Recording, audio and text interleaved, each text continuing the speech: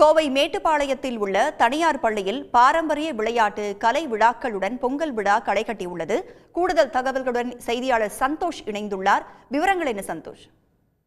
நிச்சயமாக இன்றைய தலைமுறையில் இருக்கக்கூடிய இந்த குழந்தைகளுக்கு இந்த விளையாட்டுகள் ஒரு புதிய அனுபவத்தை கொடுத்திருக்கும். ஏன்னா நிச்சயமாக இந்த டயர் உருட்டுதல், அதே போல பல்லாங்குழி விளையாடுதல், கபடி விளையாட்டு, இந்த மாதிரியான சில பாரம்பரிய தமிழர்களுக்கே உரித்தான இந்த பாரம்பரிய விளையாட்டுகள் தற்போதைய மண்மறைந்து செல்லக்கூடிய ஒரு நிலையில இந்த விளையாட்டுகள் அனைத்தையுமே முன்னெடுத்து மறுபடியும் இந்த குழந்தைகள் இடத்துல அதை கொண்டு சேர்க்க வேண்டும் என்ற ஒரு நோக்கத்துல தான் கோவை மாவட்டம் மேட்டுப்பாளையம் அருகே இருக்கக்கூடிய ஒரு தனியார் பள்ளியில பொங்கல் விழா கொண்டாடப்பட்டது. இந்த பொங்கல் விழாவில் அனைத்து விதமான பாரம்பரிய விளையாட்டுகள், அதாவது வள்ளி கும்மியாக இருந்தாலும் சரி, கபடி விளையாட்டாக இருந்தாலும் சரி, பம்பரம் விளையாடுதல் உள்ளிட்ட அனைத்து விளையாட்டுகளையுமே இந்த நிகழ்ச்சியில உள்ளடக்கி இருந்தாங்க. அதே போல மாணவர்கள், மாணவிகள், ஆசிரியர்கள் அனைவருமே கலந்து கொண்டு பொங்கல் வைத்தும் வழிபாடு செய்தனர். இது இந்த குழந்தைகளுக்கு ஒரு புதிய அனுபவத்தை கொடுத்திருக்கும்.